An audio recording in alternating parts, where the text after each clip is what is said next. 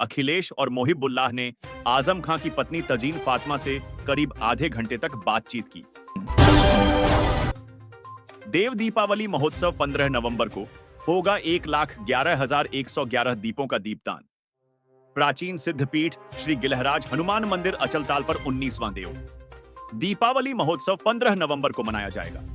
महंत योगी कौशलनाथ ने बताया कि इस बार 1,11,111 दीपों का दीपदान होगा। उन्होंने बताया कि मुख्य अतिथि के रूप में बाबा महाकाल की झांकी एवं जनप्रतिनिधि व प्रशासनिक अधिकारी होंगे। बच्चे सांस्कृतिक प्रस्तुति भी देंगे। इसके बाद सभी दीप जलाए जाएंगे और मंदिर के महाआरती घाट से बाबा महाकाल की महाआरती बनारस की तर्ज पर होगी। इसमें 21 समाजसेवी संस्थाओं के लगभग 450 से अधिक कार्यकर्ता श्रमदान करेंगे। देश में क्यों बढ़ रही महंगाई? भारतीय स्टेट बैंक ने अपनी रिपोर्ट में बताया, ये कारण भारत में आयातित वस्तुओं की मुद्रास्फीति सितंबर 2024 में 2% की वृद्धि के साथ 13 महीने के उच्चतम स्तर पर पहुंच गई। भारतीय स्टेट बैंक एसबीआई ने अपनी एक रिपोर्ट में यह बात कही है। एसबीआई ने रिपोर्ट में बताया कि आयातित वस्तुओं की बढ़ती कीमतें देश की समग्र महंगाई में तेजी से योगदान दे रही हैं। सोना, तेल व वसा और रासायनिक उत्पादों की बढ़ती कीमतों से महंगाई बढ़ रही है। आयातित मुद्रास्फीति किसी देश में आयातित उत्पादों की उच्च लागत के कारण वस्तुओं और सेवाओं की कीमत में इजाफे को कहते हैं। किलो वाले आए 250 ग्राम पर 30 वाला आलू, 50 तो टमाटर 140 रुपए किलो महंगाई कर रही है। नवरात्र के दौरान व्रत के कारण फलों की कीमत थोड़ी बढ़ी, मगर सब्जियों की कीमतों में काफी इजाफा हुआ है। आम दिनों में 30 रुपए किलो मिलने वाला आलू अब 50 रुपए किलो मिल रहा है।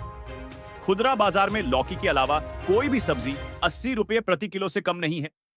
नवरात्र के दौरान लोग आलू का प्रयोग ज्यादा करते हैं। कंजिका पूजन और भंडारे का प्रसाद तैयार करने के लिए आलू और टमाटर की सब्जी बनती है। कंजिका पूजन के लिए प्रसाद तैयार करने के लिए आलू और टमाटर की खरीदारी श्रद्धालुओं को परेशान कर रही है। सब्जियों की यह महंगाई घरों की थाली को कमजोर कर रही है। हरी सब्जियों, खास तौर पर मौसमी हरी सब्जियों की बढ़ी हुई कीमत घरों का बजट खराब कर रही है। सोना लूटने के लिए हवाई जहाज से जाता था। इधर उधर कुख्यात अपराधी फहीम एटीएम की तलाश में यूपी समेत न राज्यों की पुलिस लगी थी। वह पिछले 14 महीने से यूपी के बाहर गैंग बनाकर 8 राज्यों में चोरी, लूट और डकैती की घटनाओं को अंजाम दे रहा था। इस दौरान उसने सबसे ज्यादा सोने चांदी की दुकानों और ऐसे घरों को निशाना बनाया जहां ज्वेलरी अधिक थी। जिस जिम में महिलाएं कर रही कसरत, वहां रखना होगा महिला प्रशिक्षक, नहीं तो जिम होगा। सीज एकता हत्याकांड और फजलगंज में महिला का शोषण करने की घटनाएं सामने आने के बाद पुलिस जिम संचालन को लेकर सख्त रुख अपनाने जा रही है। इसके तहत सभी जिम संचालकों को निर्देश दिए गए हैं कि अगर उनके जिम में एक्सरसाइज करने के लिए महिलाएं आती हैं तो उन्हें महिला प्रशिक्षक की नियुक्ति करनी होगी। उपचुनाव में जुड़ेंगे, कटेंगे, पर सियासी घमासान। मौर्य बोले, वोट के लिए जिहादियों का समर्थन करती है।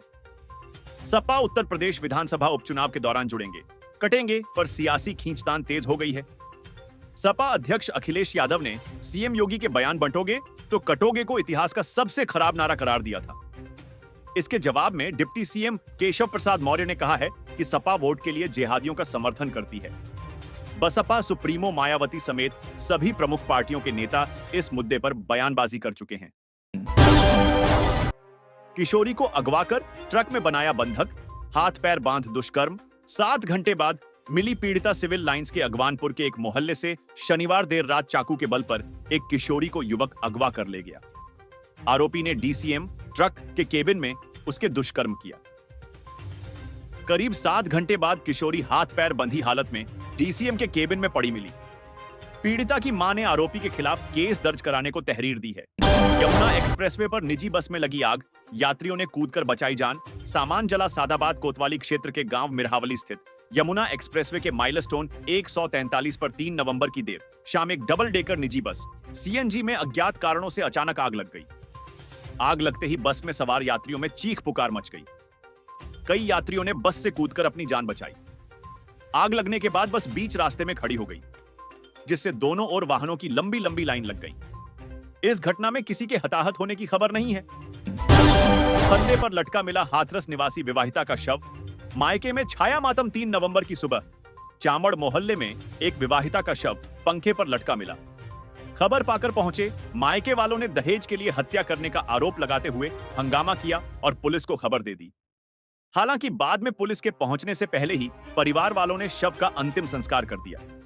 सीओ गभाना, डीएन मिश्रा और कोतवाल हरिभान सिंह ने फॉरेंसिक टीम बुलाकर मौके पर साक्ष्य एकत्र करवाए। सीओ का कहना है कि परिवार कुछ भी बताने का तैयार नहीं है। दोनों पक्ष कोई कार्रवाई नहीं चाहते,